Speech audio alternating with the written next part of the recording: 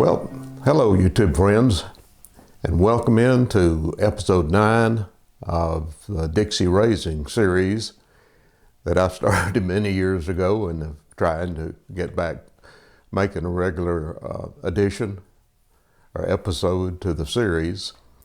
And this will be episode 9. And I'm making it here on, it's April 8th. In the morning. It's a Sunday morning, April 8th in the year 2018 is when this episode is being taped or videoed, I guess you would say. If you've been watching the series, you know in the last one I talked about my family living and running an old country store at a little small town here near where I live now called Larkinsville. And I made a little list so I can keep up with the years, but that would have been in the year 1949 and 1950 that we lived and ran that old country store. And I also made a list that kind of reminds me what age I would have been at that time. So at that time I would have been around 4 or 5 years old. My older brother Roland, being 4 or 5 years older than me, would have been 9 or 10 years old. So we ran that old country store for a couple of years. And I think now that I think back, I think my dad, at the end of our time running that old store, that my dad got an outside job so that my mother was left running the store. And I think that may be why they moved on after running the store there for a couple of years. It couldn't have been a lot of profit in the store. It was a very, very small country store. Had very limited items for sale. We did have gas pumps out front and sold some gasoline. And we did, I think they offered some feed for local farmers and things like that, some animal feed. And just like I said, there's just very minimal sales inside the store, so it couldn't have been very profitable. And I'm supposing my dad went on and found a better job. I think at this job is when he started working for a gas and oil company in Scottsboro called H.O. Weeks Gas and Oil Company. And Mr. Weeks was a lawyer in the town here of Scottsboro. And my dad began working with him. He drove gasoline delivery trucks, he installed gasoline pumps and underground storage tanks for gas stations. He did all the electrical work, all the plumbing work, kind of a jack of all trades. And he kept the warehouse supplied when a train would come in with supplies off the rail line, oil and tires and such as that. He would go to the rail station and load the tires and bring them back and put them in the warehouse. And I think he even ran the warehouse some when the manager was out. He would do things like painting work around the warehouse and keep the yard mowed. So he was just a jack of all trades. But anyway, I think he started that there at our end of our stay at the old country store. And I'm thinking that after he got that job, they probably talked about the next step in their family life. And knowing that I was about to enter school and things like that, they made a decision to move back into Scottsboro, which is a small town that I live at now. At that time, Scottsboro would have been a town of about maybe 4,000 or 5,000 people. And over those many years since 1950-51, it's only grown to a town of about 15,000 people where I live now. So they decided to move back into town, left the old country store, the retail store there in Larkinsville. And the place they found to live when they moved back into Scottsboro, of course, income was still very limited, and they had to find a place that was reasonable that they could afford. And at that time, there was, you wouldn't really call it a subdivision because it was very small, and it was being built by a single man, a single person that owned some land here in Scottsboro. His name was Wallace, and he owned some land over on Kyle Street in Scottsboro, which is just a block or two off of downtown, the courthouse square here in Scottsboro. And he owned some land there, and he'd cut a couple of streets back in behind his house and made a lane and another street. And that area became known as Wallace Lane, named after him, being the founder of it. So we found a house, and they were new houses that he personally built. He did just about all the work on them. I think he had a helper carpenter, but he built his own house and rented them out for reasonable rates. And they were new little houses at that time, but they were very, very plain. Had concrete floors. The walls were concrete block, very small. They might have had 2 bedrooms. They might have a living room, a kitchen, and 2 bedrooms. No indoor plumbing at that time. So we still had an outdoor toilet. Didn't have electricity.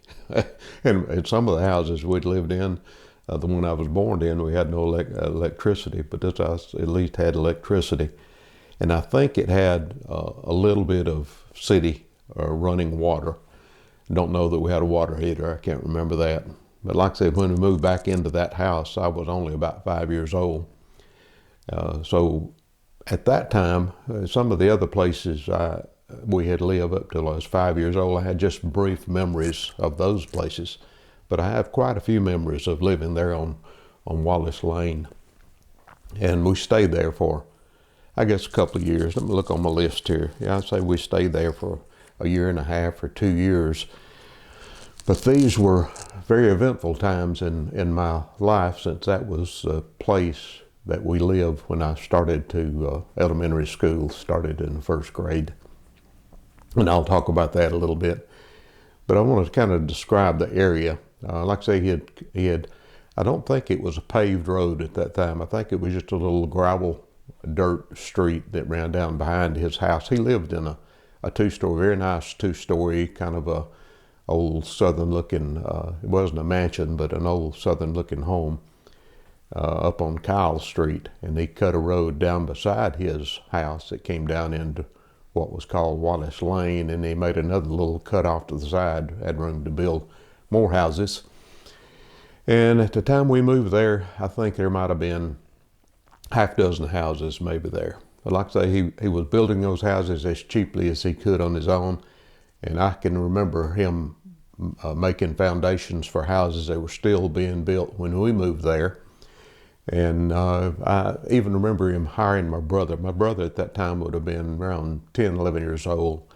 And he would hire some of the boys that lived in that Wallace Lane area to help him unload concrete blocks and clean up and things like that around where he was building the houses. But I can still remember seeing him out there doing block laying and carpentry and things it took to build those houses he was renting out. I have no idea what the rent per month were for those houses. Had to be very low, considering the time and considering what type of house it was. They were low-end houses, but at least they were fairly new.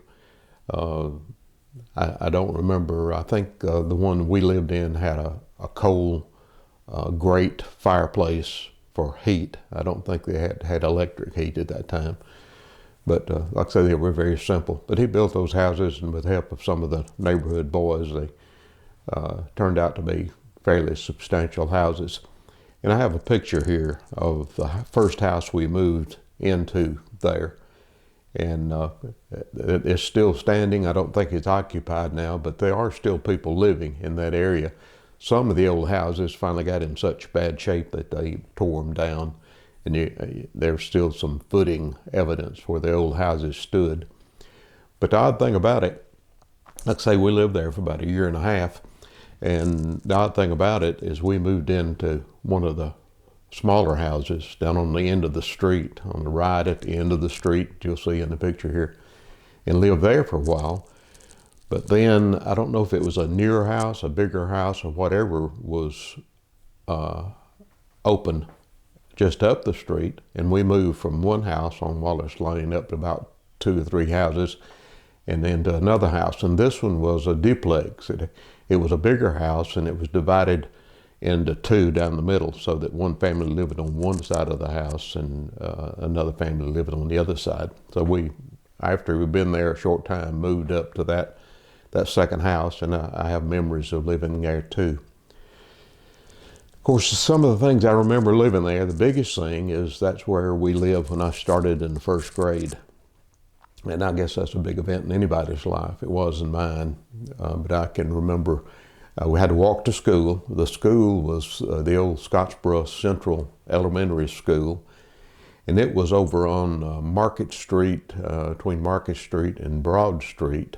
And I think one side of the school was Charlotte Avenue, but it was not a long walk from where we lived, maybe a couple of three small city blocks. And I don't remember if I walked every day or if maybe my dad dropped me off on his way to work. And I remember walking home on some afternoons, and one I particularly remember, and this was been when I was in the first grade, at that time you could walk home safely a child could walk home safely by himself, even a first grader, and the parents not be too concerned about his safety. It was a different time, of course, back then, small southern town. Everybody knew everybody. Everybody helped take care of everybody else's kids, and it was just a safe time. But I can remember one, I guess it was late spring afternoon when I was in the first grade, that I was going to walk home. And here in the South, this part of the deep South, as I said before, I'm in northeastern Alabama. Thunderstorm can come up very quickly in the spring of the year. And I can remember leaving school and it looked rainy. And I got about halfway home and the thunderstorm came up with thunder and lightning and hard rain and wind. And there was a little 6-year-old boy trying to get home. And I can remember crying and calling for Mama on my way back from school that day. But I made it home safe and sound. Wet, very wet, but I did make it home safe and sound. And I can remember in those days, and I'll try to put a picture up of some of the old devices they used to try to keep us safe. And one I remember was a steel or sheet metal policeman, full-size policeman, kind of stamped out and assembled full size of what would have been a policeman, and he was standing at the corner and had his hands up, and he was telling children to be safe crossing the road. And I can remember one being there close to Central School that they would put out in the morning and the afternoon to help children get across the street, because a lot of kids were walking back and forth to school in those days. And the town was real small. Nobody lived a long way from school at that time. And I don't remember that, well, they did have some buses running. So if you lived out a little bit away from the local town area, you could ride a bus. But anyway, I had to walk in. So that's the memory I have in my head from living there in first grade. And I have a lot of memories of Old Central School.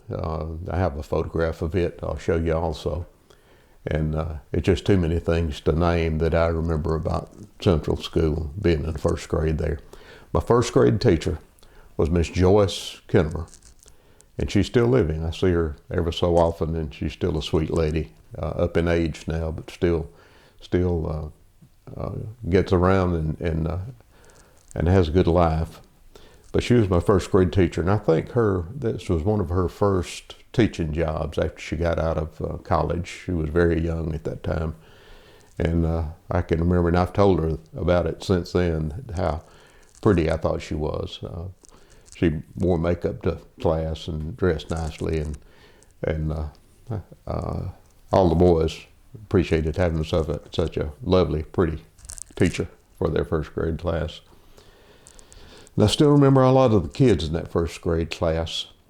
I remember my first little girlfriend was in the class, Dorothy Margaret, and my best friend that for some reason I made in the first grade, his name was Clyde Broadway, and we're still friends to this day. I talk to him every few weeks or whatever, see him locally.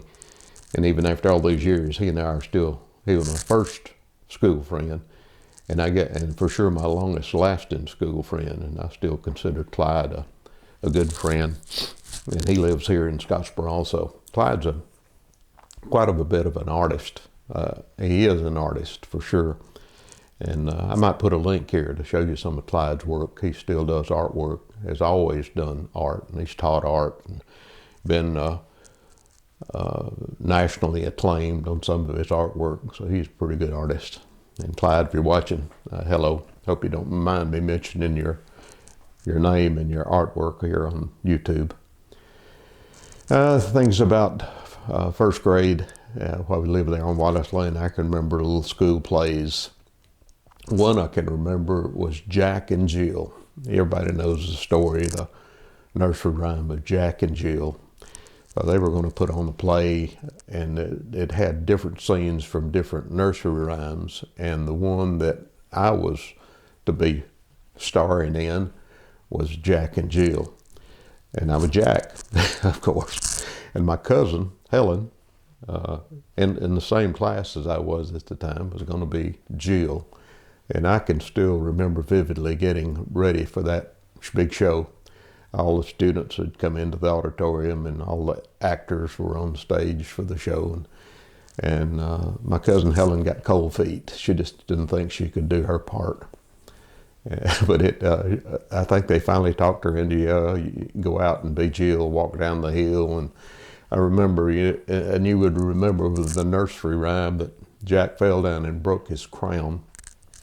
And I remember being instructed and practicing that I was going to be Jack walking down the hill and falling down and breaking my crown. And I guess the teacher or the producer of the play decided I should have some kind of crown on. I'm sure it was a cardboard or a paper crown.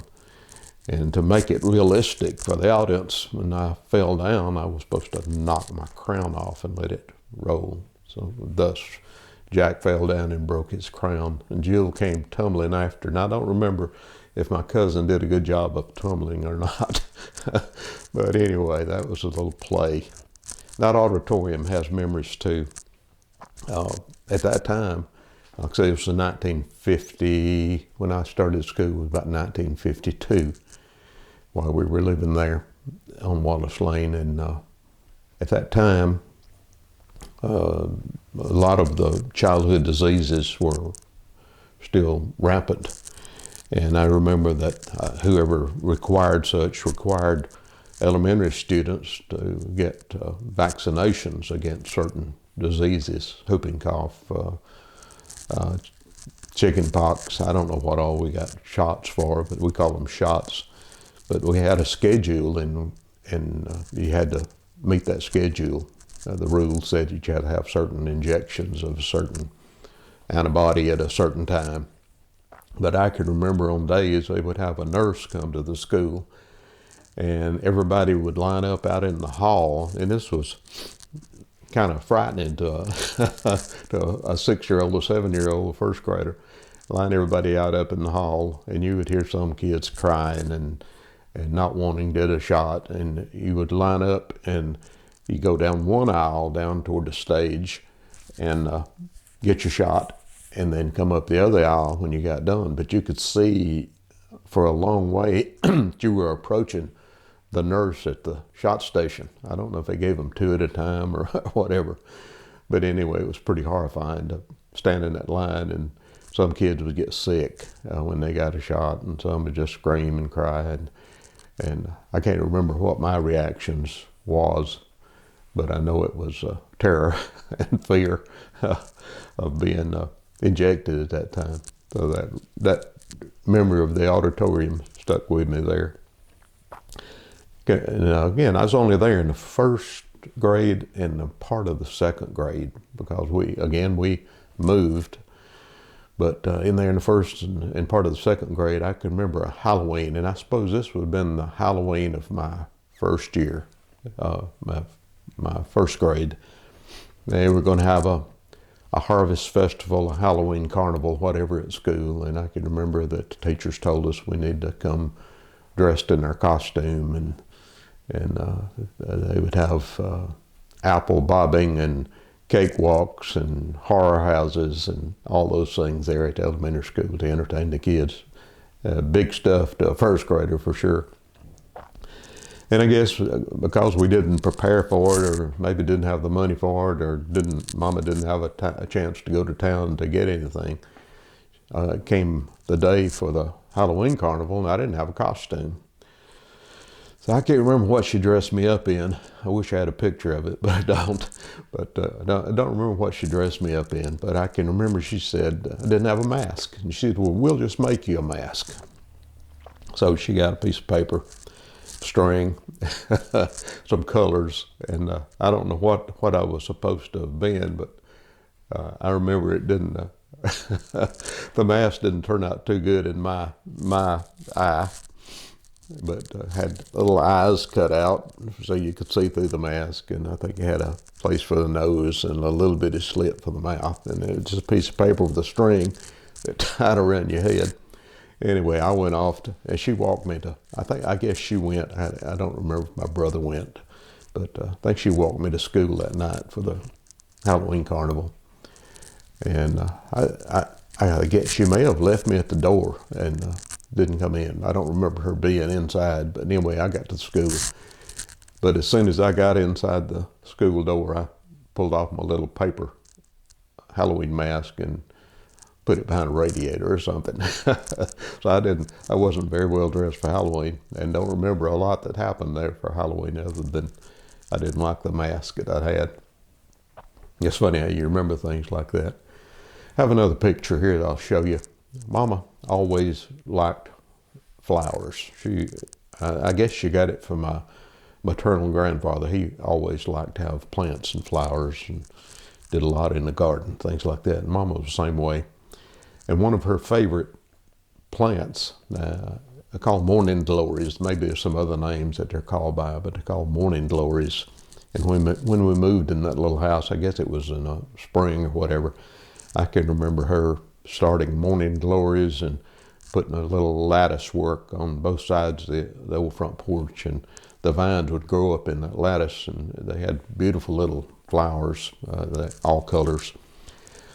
But anyway, I have a picture here of me at that age, and it had to be in the morning because I remember what side of the house it was on, and the sun coming from the east, and it's sitting there in the morning sun with my first little dog named Penny, a little what we call a fast dog. So you see me and Penny sitting there in the sunshine by the morning glory vines. You can barely see those in the background. And I think that's one of the only photographs I have when we lived at that house. I do have some other pictures here that I've taken recently. It shows how the old house is now. But I remember those morning glories there on the front porch, and my dog Penny there for the photograph. And I remember, like I say, my brother was 5 years older, so he would have been up, 10, 11 years old, adventurous and whatever, but I kind of tagged along with him. And of course we made little boyhood neighborhood friends there on Wallace Lane and some streets that were there close by. And we would get out and roam the pastures and in the fields and the woods, and had a big time. Stayed outside about all time, played outside a lot. And I can remember going off, that was my introduction through my older brother and some of his older friends to rabbit tobacco. Most of you probably don't know what rabbit tobacco is, especially if you grew up in the country out of the city. And it's a natural growing plant, weed, I guess, that for some reason, I don't know how far the history goes back, but for some reason, boys especially, and took it and named it rabbit tobacco. Why, I don't know why they called it rabbit tobacco, but they took it and used it like regular tobacco, and they would chew it. And it was, I would put the chewing of it about like chewing a piece of wet paper or cardboard, I guess. It does not have a good taste chewing it. And they would also smoke the stuff. They would take had brown paper bags that your mother might bring in from the grocery store or whatever, old brown paper bags, and tear off some of the brown paper and roll the rabbit tobacco up in the old brown paper and light one end of it and smoke the other end of it. And it did have a taste to it, but it's not something it's hard to describe what rabbit tobacco smelled like, especially burning it with brown paper bag. And the carcinogen effect of that was probably not good, but kids actually did that. I don't know if grown people smoked it or not, but kids did. We'd go out and find rabbit tobacco growing wild, and I didn't smoke a lot of it because I didn't like the smoke and the taste, and it burned my throat. And another thing that they would get into, they sound like juvenile delinquents, but I guess they were just finding something to keep themselves busy, especially the boys at that time. Spent a lot of times out in the woods, and there were some wild grape vines growing, and they had learned that you could take those grapevines when they were kind of dried out and cut them into a length about like a cigarette, and they were hollow inside, and they would light one end of that grapevine and pull smoke out the other end of the stem and smoke that. But you had to be careful, and I had a lesson on that. There's some other vine called crossvine that looks a lot like grapevine. But crossvine has an irritant in it, maybe a poison in it. And if you cut a crossvine and lit it up and started smoking the crossvine, you would have a very raw set of lips and mouth for a few days. And there again, I can remember doing that. And that ended my wanting to smoke, I think. And it's probably a good thing, because I've never smoked cigarettes in my whole life. Never wanted a cigarette after smoking rabbit tobacco and crossvine. Anyway, things that the boys would get into. I remember bordering our house was a fence line at that time. I guess the fence line's still there, I don't know. But it was farmland over past the fence line. And I think the owner of that land was Mr. Tipton. I believe that's right. They warned us about Mr. Tipton's land, not get on Mr. Tipton's land. He didn't like young boys, teenage boys messing around his farm and his buildings and his animals and whatever. But the word was that Mr. Tipton would shoot at you with his rifle or shotgun if you got on his land. And things like that happened back in those days. It was a different time. And people saw it as justified for a farmer to protect his land. And there were even tales going around that Mr. Tipton had shot at some neighborhood boys, but we were kids and didn't pay any attention, so sometimes we would go across Mr. Tipton's land to play cowboy and Indians or war or whatever we played in those days. And things like that kept us busy. I can remember us building a clubhouse. I guess it was out of scrap lumber and pasteboard, cardboard. We built up the clubhouse, and I think we had a flagpole and we made our own flag. Spent a lot of time making, I guess it was an American flag. It might have been a rebel flag for those days, I don't know, but we had a flag flying, and spent a lot of time in the clubhouse. A bunch of the neighborhood boys, there'd be 4 or 5 of us within the club. And I can remember one weekend, for some reason, I think we went off on a trip to Chattanooga to visit some relatives, some of my dad's relatives in Chattanooga. And it seemed like we were going to go on to up in the mountains, the Smoky Mountains, which are not too far from home or from Chattanooga. So we were gone all weekend, and got back late on Sunday night, and got up Monday morning and getting around and getting ready to go to school or whatever, and looked out in the backyard. The flagpole, the flag, the building was laying flat on the ground. And as it turned out, we never did find out. We had an idea who had done it. Some of the neighborhood boys that were not members of the club had raided the clubhouse and destroyed the installation while we were going off on a weekend trip. I don't think we ever rebuilt it. Of course, we didn't live there too much long after that. I mentioned that we moved from one house to the other, and I have memories of both houses. In the first house we moved into, I have a primary memory, and this stuck in my mind all these years, and I see why it would now. But my dad was a big fan of boxing. He loved boxing. And at that time there was Gillette on Friday nights, had live boxing on TV. Nobody had TVs much, but Gillette at that time, that was their one of their big attractions, was they would present live boxing on Friday nights, presented by Gillette. And since we didn't have a TV, and not many other people had TVs, on a lot of Friday nights when it was fair weather, we would walk to downtown Scottsboro, which was, maybe 3 short blocks from where we lived. And one of the furniture stores had a display out in a window next to the street and had a TV. And that TVs were very rare at that time. This was early days, 1952, 53, early days for TV. And it was rare for people to have them at home. But they had this display set up in the front store window. And people would gather, men and boys would gather there on Friday nights to watch the Gillette Friday night fights. I can remember going up there with Dad and standing for an hour or so watching those fights. And I guess it finally got the best of him because one day he came home from work, said he had a surprise for us. And in his car, in the trunk of his car, he had a big old wooden box looking piece of furniture. Got that thing out, carried it in the house, and he had bought us a used TV. We didn't know what a TV was. I guess we did from watching the fights on it. But this one, it was old Zenith, and it had a round picture tube about this big around, completely round.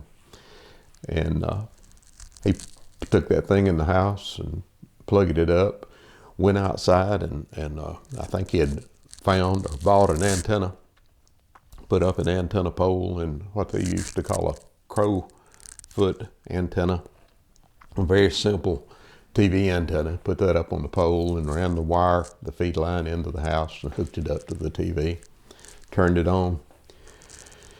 And you could see, I guess, the stations they were trying to pick up at that time probably were in Birmingham, Alabama, which was maybe 100 miles to the southwest of us.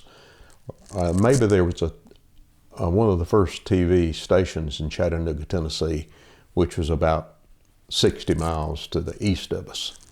So he pointed the antenna around to whatever station he could pick up. And you could tell what it was on the screen, but it was just black and white dots. And I think they call it snow when you get all kind of in weak signal and it barely will come in the old TVs. But we watched that thing, and of course watched the Friday night fights and what you could see of them. I don't remember if he ever improved the reception on it or not. But there's one show that I can remember, and I can't recall the name of it, but one of the early TV shows, and it was a horror show of some kind. And of course, being a 6 or 7 year old boy, I guess that stuck in my mind. But I can still remember the scene of a car going out on the old lonely road into the island with the lightning and thunder, and that was about all I remembered of my first TV experience. But that's where TV watching started, and it was very basic. The thing was probably only turned on for Friday night fights and not much else. Not much else. Now let's see. Also remember there the first time that I found an older girl attractive, I guess you could put it that way. We had a neighbor, and I don't think she would mind me. I'll just tell her first name, Carolyn. And she was a little older than my brother, so that means she would have been a young teenager when we lived there. But everybody said that she looked like Marilyn Monroe, a little blonde-headed, beautiful little girl, and I think she was a cheerleader and things like that. And I can remember Carolyn living next door and me thinking how pretty she was. A little puppy love, I guess, for a 6-year-old. But and she's still around. I've seen her around town lately, and she's still a lovely person after all those years. And another thing I can remember living there, my brother would have been in about, if he was 10 or 11, he'd been in the 6th or 7th grade. And these were early days of electronics and radio and TV and all that. Not the earliest days, but still early days compared to now. And he came home one day with a little penny matchbox. And he said, I've got something to show you. And he had a couple of wires on it and had a little earphone on it. And we went out behind the back of the house, and he took one of the little clips off the wire on the little penny matchbox and hooked it to a fence or something out there and said, listen to this. And he put the little earphone there. And it was my first time I ever saw a transistor radio, a crystal radio as it was. And it turns out there was a kid at school who was a little bit older than Roland, named Cactus. Cactus Gay. If anybody from Scottsboro is watching this, you'll know Cactus if you've lived here long. But he was a sharp kid even in junior high school, and he had learned how to build crystal radios in a penny matchbox. And he was selling those things at school for a quarter, I believe it was. And my brother had bought one and brought it home. To extend that story, Cactus, I've known him ever since those young days of when I was in the 1st grade. But later on, I don't know if that sparked my brother and my interest in electronics or what, but we have always been fans of electronics and radio and computers and all that. But later on, when I was a teenager myself, and still remembered this person, this man, Cactus, he helped me develop my interest in radio and helped me get my first amateur radio license. So that kind of, from 1st grade and seeing a penny matchbox to being in about the 9th or 10th grade and getting into ham radio, I had a connection with that person. So another thing I can remember living there, and considering this was 1952, my parents would have been in their mid-30s. Or Mama would have been in her early 30s, Dad would have been in his mid-30s. And at that time, evidently, there wasn't a whole lot to do. People entertained themselves at home. Like I say, didn't watch TV a lot, didn't have money to go do a whole lot, so they entertained themselves a whole lot at home. And one of the things I could remember they did was have little house parties. And I can remember neighbors coming over, not many, but a few, coming over to the house, and the adults would, a big thing at that time was putting together complicated puzzles. And another big thing was playing, I think, what they called Rook, a card game. And the kids would get out and play outside the house and play Kick the Can and King of the Mountain and I don't know what all. I can remember us taking, at that time, Coca-Cola cans, soft drink cans were made out of steel, so they were more rugged than these aluminum cans. And I can remember us getting outside and we would stomp our foot down in the middle of the can, the soft drink can, get one on each foot, and it would kind of clamp to the bottom of your shoes when you stomped it. And we'd get out and plop around, and we thought we sounded like horses with those soft drink cans on our feet. And I wonder how many of y'all have done things like that, probably so. Anyway, we'd play outside or play inside and eat things and play games. And the adults always had some games that, this one would be hard for you to imagine and visualize. But one of the things they would do, they would blindfold some of the kids and they would tell them if they were going to make them float up in the air or something like that. And they would have like a 2x8 or something board. And one adult would get on one end of the board and one adult would get on the other end of the board. And they'd get the kid to stand up on the board.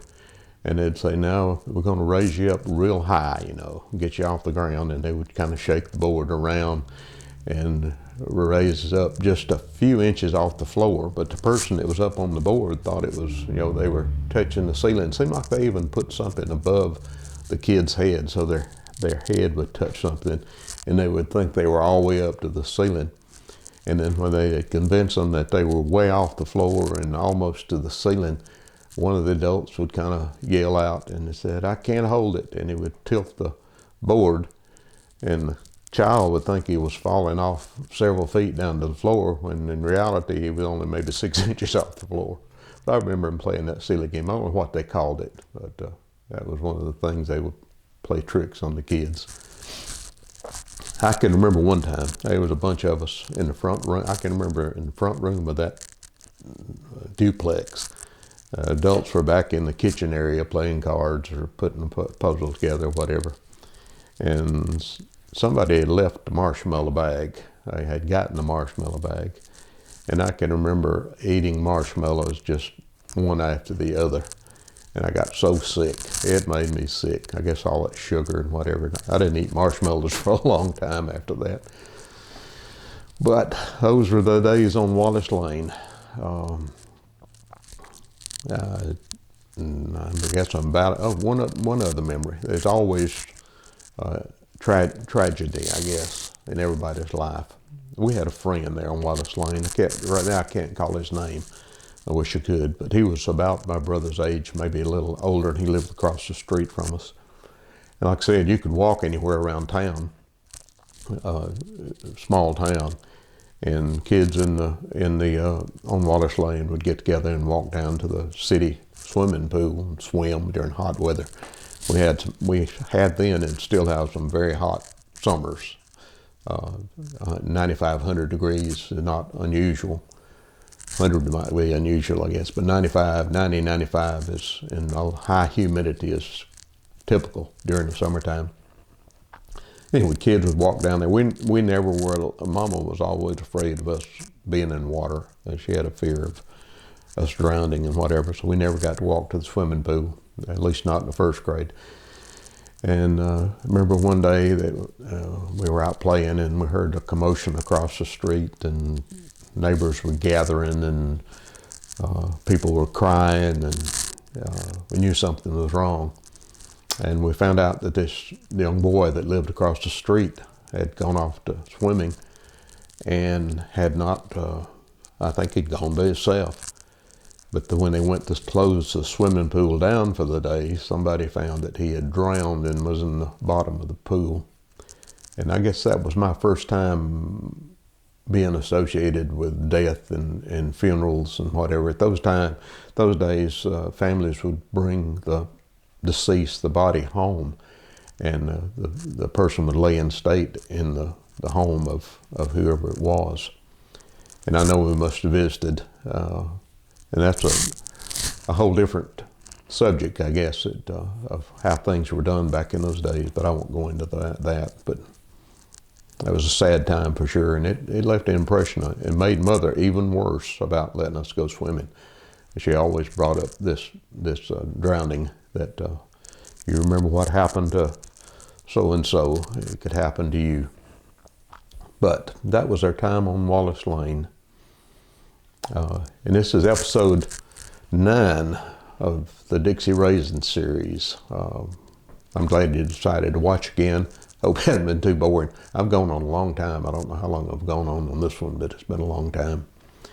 The next one will be, let me look on my list. Wallace Lane. We moved off of Wallace Lane while I was still in that area. And I guess, again, we were looking for a better house. But the next move was, we moved to, it was a little bit outside of town, the main part of town of Scottsboro. And it's area called Randall's Chapel. And it's called that because there's a church there in that area. And it's called Randall's Church or Randall's Chapel. So that area is called Randall's Chapel.